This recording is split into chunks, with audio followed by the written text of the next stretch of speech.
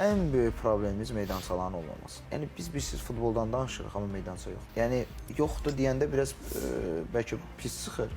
Yəni yox səviyyəsindədir. Yəni biz meydança deyəndə indi sayacağıq. Gəlin sayaq.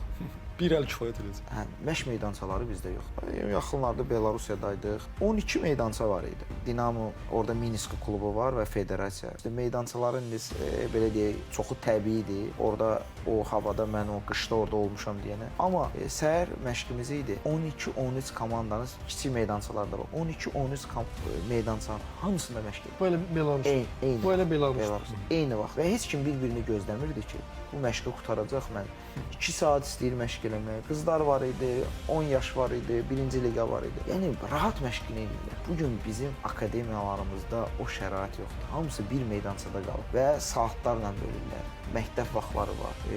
Məktəb vaxtları bilirsiniz ki, 4-dən 5-dən sonra məşqlər başlayır. Orada sənin 5 saatın qalır. Yəni əgər 5-də başlayırsa, sən 10-da məşq verirsənsə, bu uşaq 10-da məşq edib, 11-də qurtarıb, 12-nin yarısı qurtarıb. Yəqin ki, məsafə də var evlərə. Bu evə gedib dərsinə hazırlaşmalıdır. Yəni uşaq üçün bu demək olar ki, mümkünsüzdür. Yuxu rejimi var, yəni bütün bunlar. Amma üzr istəyirəm. Amma saat 5-də 4-5 meydança olarsa, eyni vaxtda saat yarım 7-də 8-də qutararsa, evinə qayıdarsa, yəni bizim problemimiz meydança.